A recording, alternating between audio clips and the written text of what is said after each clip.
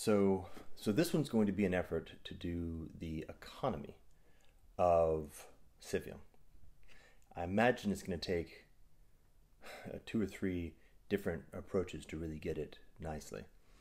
One of the frames I've really been working with is the notion of a membrane. So there's an interior, there's an exterior, and there's a membrane between those two. And I think I'll start with the interior of the Civium economy. Now, conceptually, this might be a little bit more challenging because, sort of by definition, the intent of Civium is to meaningfully migrate us collectively from an economy of quantity to an economy of quality.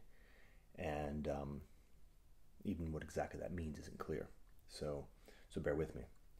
And what I'm going to do is I'm going to articulate this at a level of concrete that frankly isn't quite justified. So there's a more theoretical basis for what I'm about to say, but it feels like articulating it in what may be a more concrete way makes it more easy to communicate.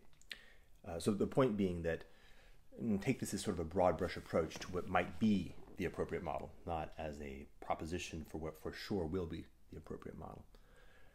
Okay, so remember, we're talking about the interior, and then there's obviously a membrane and an exterior, and there's a relationship between the two across that membrane. But right now we're just talking about the interior.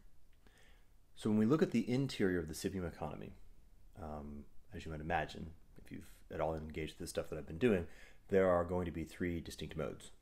And the first mode, since I think in some sense it's the easiest to articulate in our current conceptual approach, is the mode that is associated with things like the way the market works right now. All right, so this mode has to do with some kind of token that is scarce in some fashion, and the allocation of that token across the field of all the members of Civium helps support the use of market forces, which you could think of as unconscious bottoms-up forces to do things like support effective allocation of resources and support effective allocation of attention, which of course is one of the most important scarce resources. Now, in the context of Civium, there's two big differences between the way Civium does it and the way that Game A, or our legacy economy, does it. One, which I think is in some sense the easiest, is in Civium there is a UBI. Right? So if you are through the membrane, non-trivial, right? If you get yourself through the membrane and you're in Civium, then one of the things that happens is you get a UBI. Now, what precise fraction of the overall economy, the overall sort of money supply multiplied by velocity is represented by the UBI is not clear to me right now. It's somewhere in the range of 20 to 30%, I think. There's a series of principles that help dial that in, but a meaningful fraction, and importantly, the intent is that the UBI provides a very solid Maslow's base. So people who are thoughtfully deploying their UBI should be able to meet their basic needs of sort of basic well-being just with that, and then everything else is upside. Okay, so that's a kind of a simple way of putting it. Now, there's a very important wrinkle in how the UBI works, and it links the first mode to the second mode.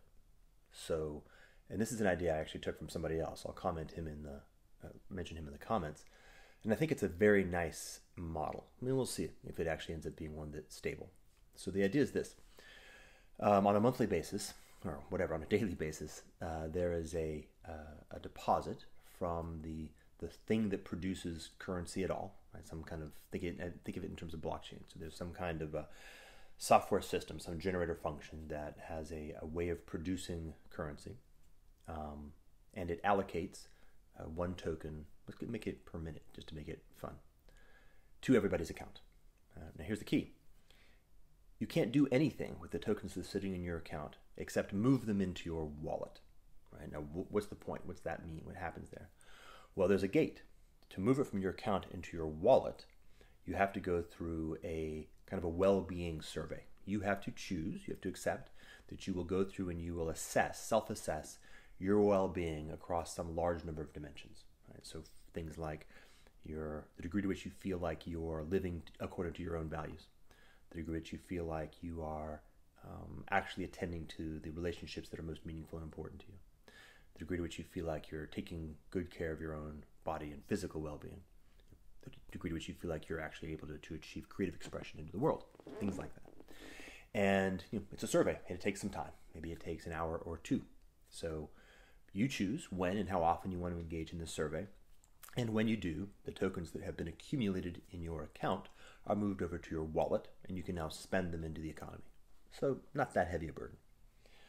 Now, what's the point? Why is that a key?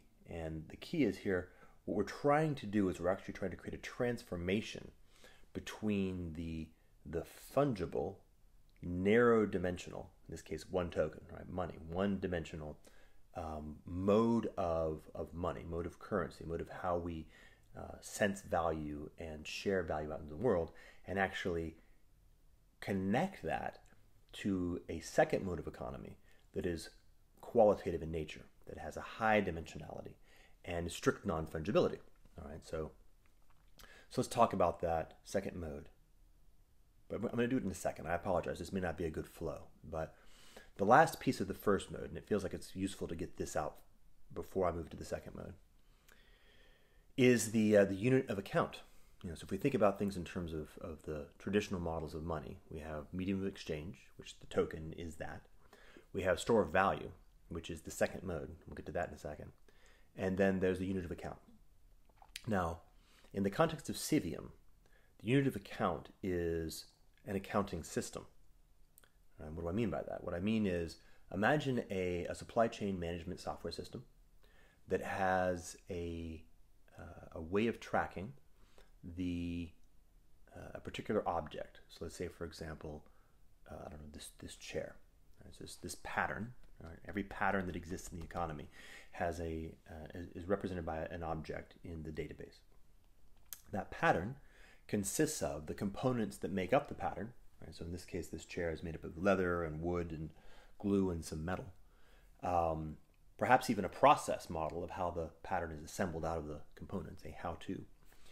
And a measure of the amount of energy that is required to actually do that, perhaps the amount of time, I don't know about that one. And then every distinct instantiation of the pattern. So I have the abstraction, the pattern of this chair, and then I have the concretion, this actual chair. So this actual chair is tracked as an instantiation of the abstract pattern that produces it, and has a particular local identity that is where it's in its time and its space, in which human identity is attached to. It's my chair in this living room now. Okay? So imagine a database that contains that for the entire economy. And of course, patterns can move from levels of very high complexity, like say that cell phone, down to very, very low complexity, like say a gram of atomic copper. And so we have the presence of the amount of atomic copper flowing all the way up through all the various patterns that it's actually been rendered into, and the processes and the actual tracing of that movement through time and space to an instantaneous snapshot of the current state of the Civian economy. That's all part of, by the way, mode one.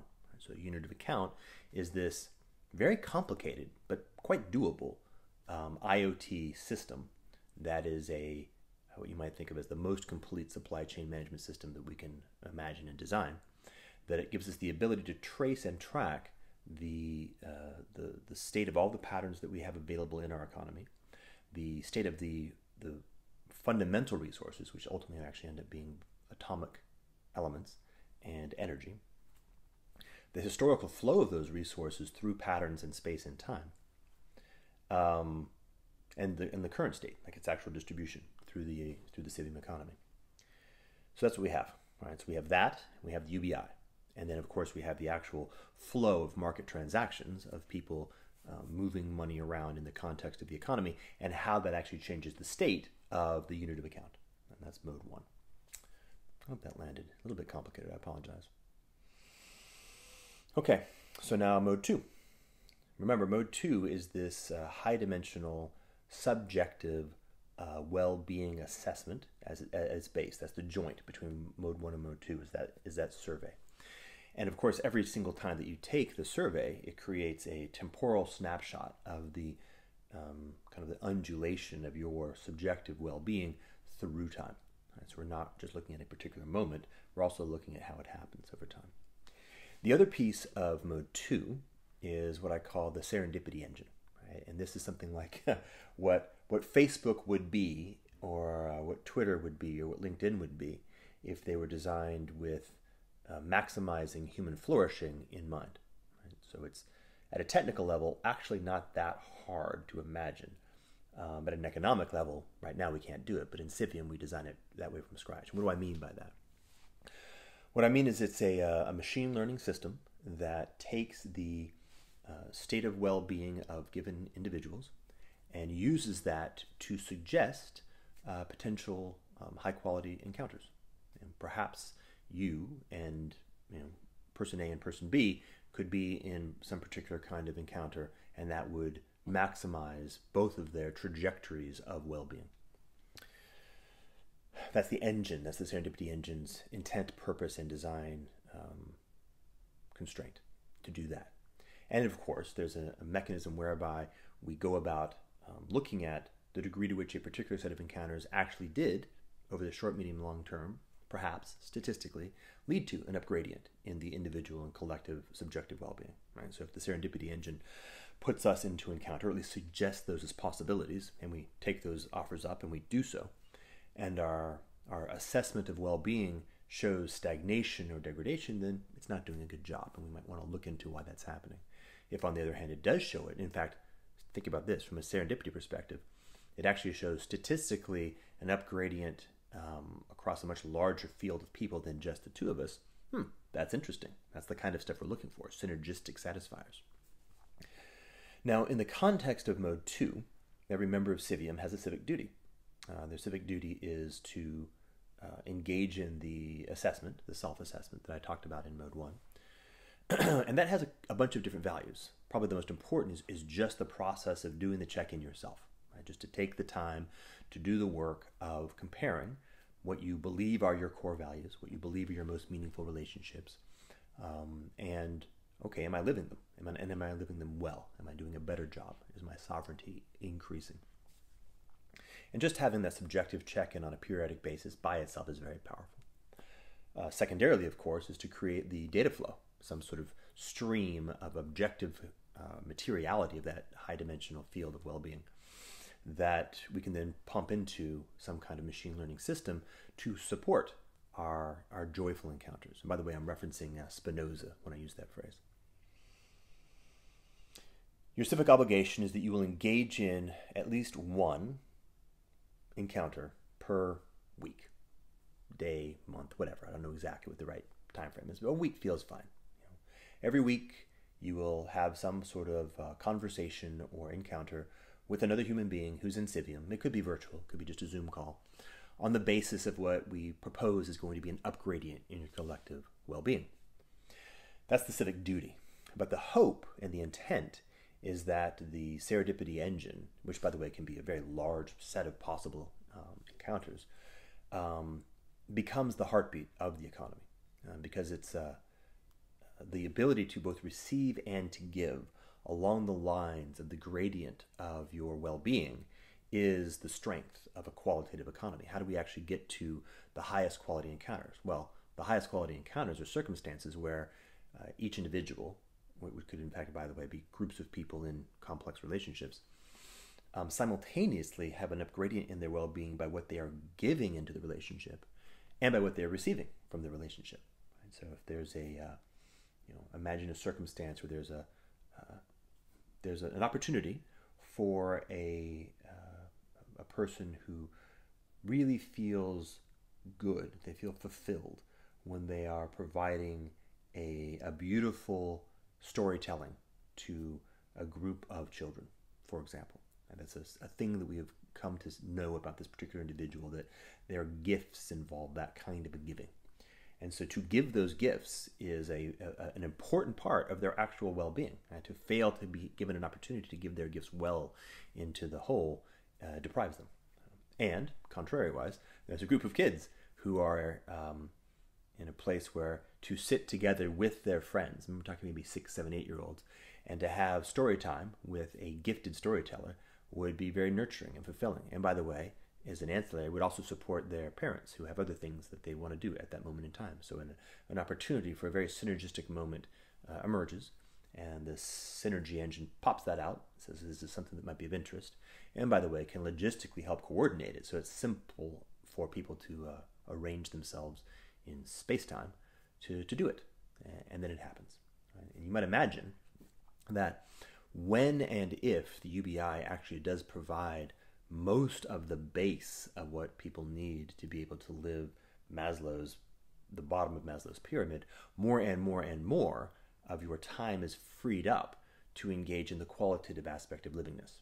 And since for many people, big chunks of the qualitative aspect of their livingness includes things that are actually ostensibly at the bottom of Maslow's pyramid, things like cooking, producing food, healing, body work, or having conversations with people about their relationships to support them being able to work through challenges in their relationships, building with your hands, to be a worker, an artist, and a craftsperson, and to be able to actually gift the object of your art to an individual or a group who will earnestly cherish it, rather than simply to have it engage in an instrumental market transaction, is a very powerful thing. And if you are liberated to do that, then perhaps you will choose to do that over and over again. So the hope of the Civium model is that mode 2 ultimately becomes the most foundational. Right? So we have a bit of an interesting temporal dynamic that I'll probably talk a lot more about when we talk about the exterior and its relationship with the interior, is that in the beginning, most, if not all, of your actual day-to-day well-being will have to be provided by the token, the money, the single-dimensional, fungible mode 1 economy. So it ends up being at the bottom of the inverted pyramid. But the hope is that over time, there's a movement more and more towards the second mode, and that it actually becomes the base. And to some extent, in fact, we move the token economy, the materials economy, the scarcity economy into a de minimis position, which it will always have. Attention and energy are finite. The atoms that we have access to are intrinsically scarce, and so there will always be something about that is part of the nature of economy. But it doesn't necessarily need to be the most fundamental basis of economy. And this moves us to mode 3. So mode 3 is about how we actually use collective intelligence to most artfully, most skillfully, most thoughtfully change the possibility space of what we can do. And this might be thought of as innovation. And by the way, in many ways replaces things like governance or public spending. So I'll give you the basic structure. So the structure of mode 3 involves a few basic components. One component is a proposal for what might be a good new thing to happen in the world. And this could be a very simple good new thing, like let's fill the pothole in the street. It might be a very complicated good new thing, like let's work on faster than light travel. Okay, so it's a proposal for what might be a good new thing in the world. Ideally, that particular form, like the little architecture, and think about this at like the technical level, like I'm building a user interface for how you submit these kinds of proposals to a data system, involves characteristics like what are the values that are being expressed in this proposal? What are the values that are being met that maybe perhaps aren't being fully met now? Or what are the problems or challenges in how we might want to live our lives more fully that are being supported by or enabled by this particular proposal?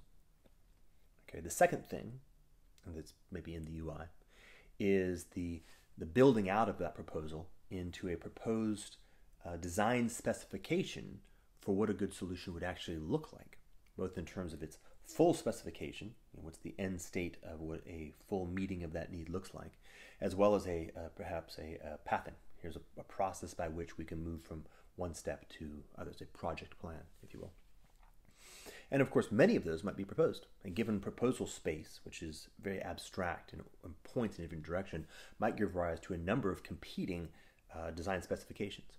And in fact, inside a given design specification, you might have forks of different proposals or models of characteristics of design specifications. Obviously, the more complicated the proposal and the more contingent the ability for us to actually get there over certain time frames, the more the design specification contains lots of complex paths of different ways of doing it. If I said, let's go to Mars. Elon Musk's design specification project might have one arc to it, and Jeff Bezos's might have a different one. And that looks like a large set of constructs. The third element is the way in which we collectively put our skin in the game, or put some stake against what we think are ripe and good designs. And, by the way, valuable proposals. And this, again, actually looks like a UBI of a token. So I've got a UBI of a token that I just use to spend on the things that I think I need in the market. And then I also have a UBI on a token that is only able to be used to stake against a particular design specification. Right? So if I have a proposal and I have the first element of a design spec, at that point I can actually stake a token against that design spec. Now I can choose to stake the token at a very high level, the design spec in general, which basically just says I think the proposal is valuable. Or I can actually stake it in some precision down to a certain element in the design spec, or into some branching nodes. If I think of it like a tree, I can put it at the trunk, I can put it at a big branch, or I can put it all the way down to a leaf. And the point there is actually how I use my particular level of discernment and frankly even expertise to orient attention and identify intention around what I perceive as being both valuable and well considered. I think this is either a good risk to take or likely to be realized and actualized. Okay, so that mapping and modeling is an approach to a highly distributed collective intelligence method for surfacing what values are the most meaningful values, how those values might actually be actualized or realized most usefully in change of state in world. And, by the way, how we can actually go about engaging in or delivering on that change of state, which that design spec is simultaneously a how, but also a mirror that provides us more clarity on what we even mean by the what. It's not until you've really specified something that you really know, oh yeah, we're talking about the same thing here. And then the economy, the tokens that allow us to say, okay, everybody has exactly the same right and frankly value in orienting what we think are the best changes to make in the world.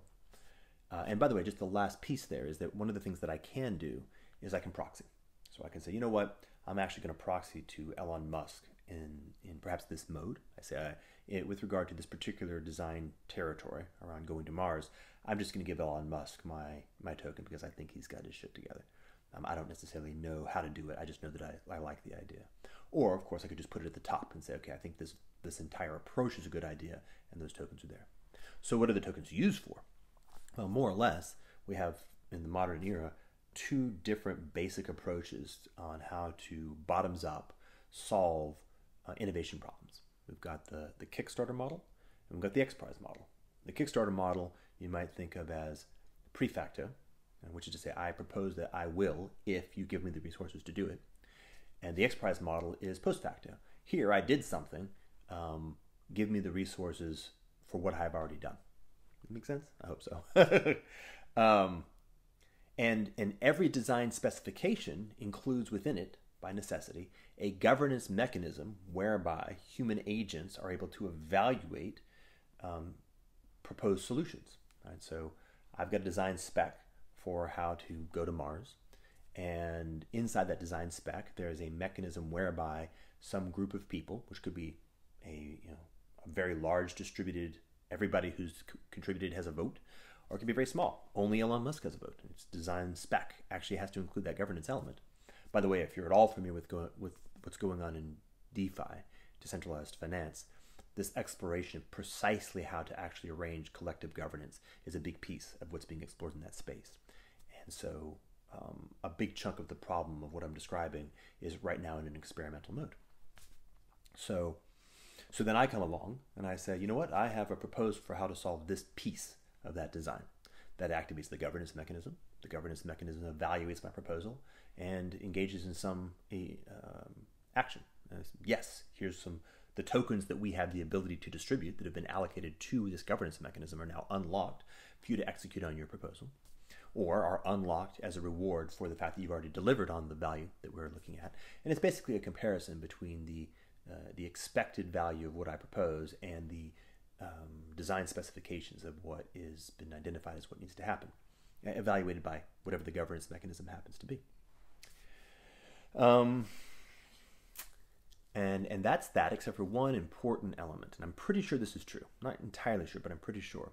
And that's that neither the people who actually engage in the work, nor the people who are engaging in the governance, nor the people who staked tokens is permitted to have a windfall or even a significant return for the time and energy they actually put into what they're doing. This is effectively civic duty. So if you did the work, let's say it's the pothole example to make it a little bit simpler. We need a pothole filled. There's 300 tokens allocated to it. I'm like, you know what? I'll do that work. I'll fill the pothole. I can get something like time and materials. Think of it almost like a government contract. I can get the time I put into it is repaid, and the materials that I used is repaid, and maybe some small percentage, like 8 or 10 or 15% on top of that, so that there's a small motivation, a small incentive. But the point is, in fact, and this actually is deep. One of the challenges that we face in innovation space is too much innovation, recklessness, people innovating too well, too fast, without enough care. And in the threshold and the horizon that we're on right now, that's potentially catastrophic. We have to be very, very careful. So we want people to explore the possibility space, the adjacent possible, and think about how we might be able to change the world in a way that supports our ongoing upgradient of individual and collective well-being. We want that. But we don't want over-incentive. We don't want people to be competing with each other recklessly. We don't want people to feel like they can actually do X and have now a massive flow of resources, which frankly bends the entire economy in a way that may actually not be in alignment with what is the best perspective of the collective intelligence. So what we want is we want people to be doing things more or less in mode 3 on the basis of mode 2, right? Which is to say, hey, Elon Musk, you want to go to Mars because you believe that's a good thing. If you made $0, in fact, clearly if you had to actually impoverish yourself to ultimately achieve the objective that has been bugging you since you were a child. And what happened in our collective process is we actually supported you in doing that, and we enabled you to get there, and we brought to you other human beings who deeply felt passionate about that, but who are collaborating in a space of clarity, not in a space of competition over who gets to win the biggest resources, but in a space of how do we actually achieve values, realize values that we all believe are important, and deliver on a design that we all believe is effective. Right? That's the thing we want to accomplish in mode 3. So it's actually important, perhaps even crucial, that the economic return for delivering on innovation is sort of nice, but not strong, not big. Too much thumb on that scale leads to a breakneck pace, and more importantly, leads to a perturbation in the wholeness of evaluation of the collective intelligence. Okay, so if you think about how mode 1, 2, and 3 link together, what you see is, so the linkage between mode 2 and mode 3 should be obvious. A lot of the output of the serendipity engine would be orienting people towards possible design specifications in mode 3 that would actually be deeply associated with their own collective well-being. Here's a collaborative group that's working on an amazing project where your particular gifts are deeply needed and where they have capacities that will support you in realizing your deepest values. I mean, that's the biggest win-win imaginable. And that's the kind of organic output of what happens when you do mode 1 to mode 2 and opening up that field of information about quality, and you feed the serendipity engine until it gets good at suggesting those kinds of things. And then in mode 3, we're collectively identifying the most valuable, most purposeful potential activities and designing them in a way that begins to create some precision about what kinds of skills and capacities and expertise work well together, are needed to actually deliver on this particular set of values and purposes. So that's the complex of how 1, 2, and 3 fit together to generate value. Okay, so is there any more to say about this before we close on the interior? Yeah, a few things. So So one is, it is of course hoped that this approach to mode 3 is really effective.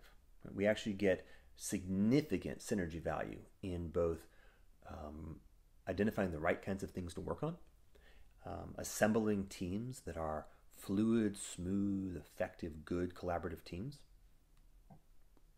in ways that are synergistic with other active teams, where people are actually just supporting and helping each other because there's no particular interest in being the group or team that wins. And let me drill down on that a little bit. One of the things that the story of Engelbert, I don't know if you know Doug Engelbert's story, but it's quite illustrative here. We're talking about the gentleman who's in many ways most legendary and deeply associated with work on how to maximize human performance in innovation.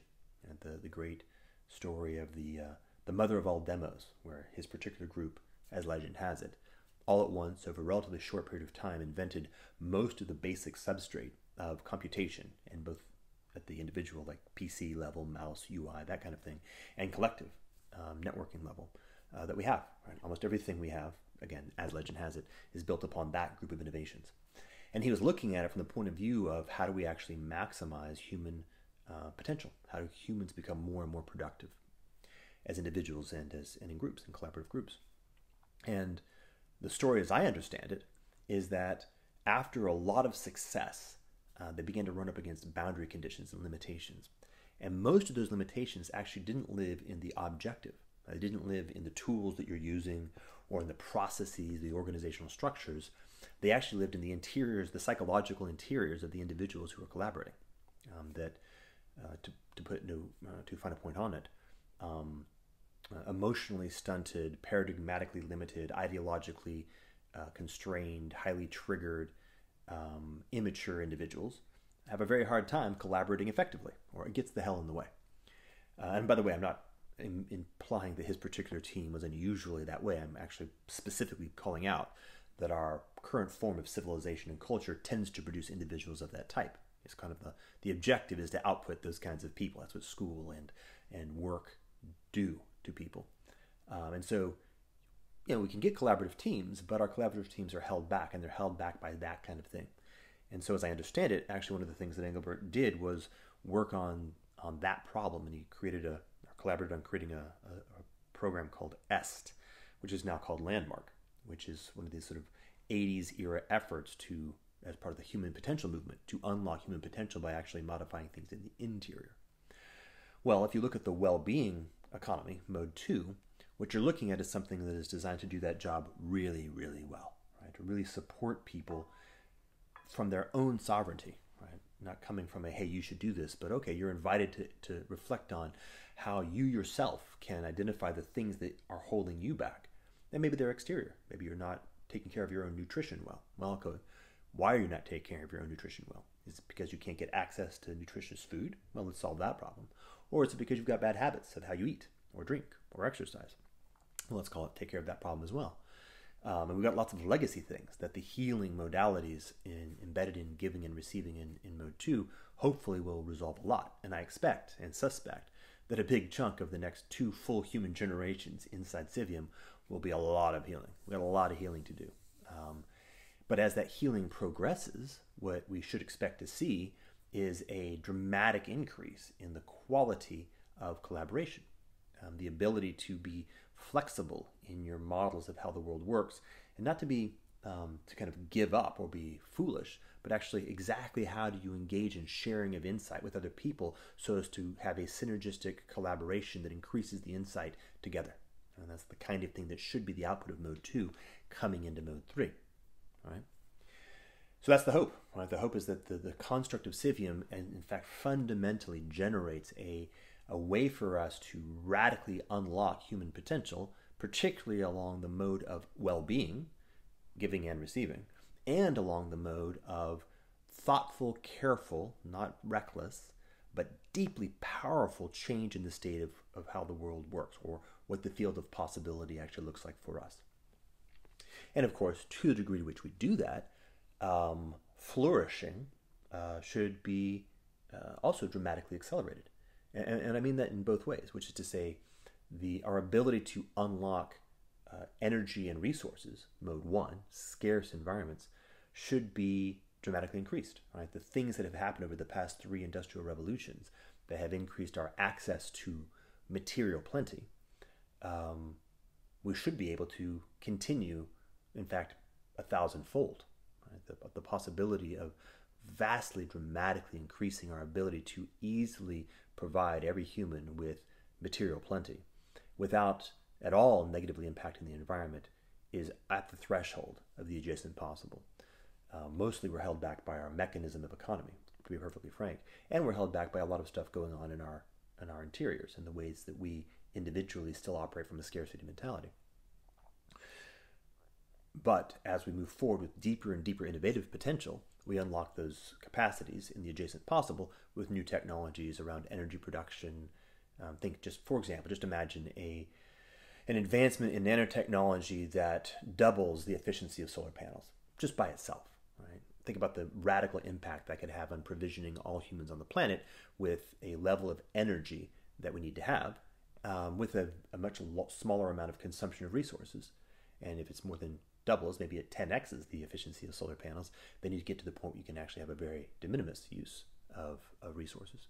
And of course, a lot of the field of potential right now in the innovative landscape has to do with being thoughtful about how we actually are extracting resources from the environment and knowing precisely what the externalities are downstream, which is what the unit of account that the supply chain system provides us with. And watching as those energetic and material resources are moved through the economy so we can identify places where efficiency is actually poor and where precisely the most use would happen in terms of reducing our negative externalities on ourselves and on the environment. And then, of course, tracing it all the way to the end of the supply chain and noticing how can we recover these things with the maximum efficiency and the lowest energy and the least externalities. I mean, we would have the information to do that, and that would then support mode 3 and being able to point, oh, here and here. Let's just think about, for example, the the clusterfuck of trying to figure out how to deal with carbon emissions, right? And the way that we do things like massive amounts of effort put into constraining internal combustion engines in automobiles, while not really thinking about the implications of how much carbon is actually emitted by container ships moving across the oceans, or at least not thoughtfully figuring out how to actually make the right kinds of trade-offs and where is the biggest bang for the buck. That's hard. We can't do it right now. We don't have the information. We don't have the collective intelligence to actually think about it well and to be able to think collectively together, to be able to say, oh, okay, that is a point of pain, that if we solve that, it actually has big benefits and at the minimum amount of actual constraint of individual well-being. So that's on the material side. And then we have on the qualitative side. Right? If we move over and have, okay, more and more and more of our basic material needs, which at the end of the day aren't that many. Right? If we don't really need to feel the hand of mammon on our choice making, if we're not trying to do things like make ourselves feel special or loved or important or influential by virtue of conspicuous consumption, if those needs are being met qualitatively, and by the way, better and well by relationality and people giving and receiving so that well-being is actually really embodied, then, one, we consume a lot less because we don't need to meet needs by buying a bunch of shit that we end up throwing away to meet needs we can meet those needs in a different way. But then two, our well-being goes through the roof. And so that's the win-win. And that kind of well-being tends to be very ecosystem friendly. If I'm not wasting my time, but in fact I'm using my time well, and in so doing, I am supporting other people's well-being and my own well-being in encounters, synergistic satisfiers, then the degree to which I'm actually throwing externalities out into the environment will tend to go down lot. Right? The more values that can be met with the same moment, with the same encounter, the more efficient it happens to be. And by the way, the more wholesome it happens to be. Okay, so that's that big chunk, right? So that's a lot of story, and I apologize, it's going quite long. I don't know if it's going to be how many people ever get to the end. But now the bridge point, all right? When we talk about the relationship between the interior and the exterior, obviously, for some significant period of time, the vast majority of things happening in mode 1, many of which, by the way, are also necessary to support mode 3, will be coming from the exterior. We're going to need to be getting material resources, atoms, maybe in many cases energy, lots of patterns, goods and services from the exterior, because Civium is not, in the beginning, is small. It doesn't have a lot of capacity. So there's going to be a question of what's the relationship between the interior and the exterior, and how do we maintain the integrity of that relationship, both maintaining the integrity of the interior so we aren't debasing or degrading our own capacity to do the thing that we're committed to and feel like is appropriate. Well, darn, I got a phone call in the middle of shooting that video, so it cut short. So let me see if I can just tack on the tail end there so we can wrap it up. All right, so what we were talking about was the relationship between the interior and the exterior and the membrane. And the point is that if we're right, if this mixture between mode 1, mode 2, and mode 3, and in particular the mixture between mode 2 and mode 3, supported by the UBI of mode 1, gives rise to a substantially superior capacity for creative collaboration, for innovation, for innovation in individuals, innovations in groups, innovations between groups, then what we could hope to expect is that the Civium outcompetes the exterior, gay may to use that language, in this sort of all-important domain of innovation, right? That Civium should become, as a singular entity, just vastly, vastly better at producing new ideas, new patterns, new technologies that have disruptive capacity in legacy economies, and therefore quite significant trade value between the interior and the exterior. And simultaneously can do that while maintaining a carefulness around the technologies that can actually maintain the integrity of the interior. We're not violating our own values and capacities to continue to be, but can even shift the exterior that by in integrating with and working with innovations and technologies and designs that come out of Civium, economies and governance groups outside of Civium will actually also be benefited in a wholesome fashion. And so they'll get the thing they're looking for locally, whatever it happens to be, but it will actually tend to throw positive externalities into their environment. Okay, well, more on that in the next video, which will be speaking specifically around the proposition on how Civium as a whole relates with the exterior and the nature of how that membrane works. So remember that while this conversation had at least a pretty low level of concretion, still abstract to be sure, the specifics aren't as important as the gist, as the generality, as the set of principles and some of the architectural elements that are being articulated. So it's going to be an experiment for sure. And there's going to be, I think, many different efforts through different civia, different experimental nodes that are doing what they're doing, to begin to learn exactly how the balance works and what kinds of hypotheses are correct, and by the way, how far away we are from certain stable locations in organization, in resources, in human development, etc.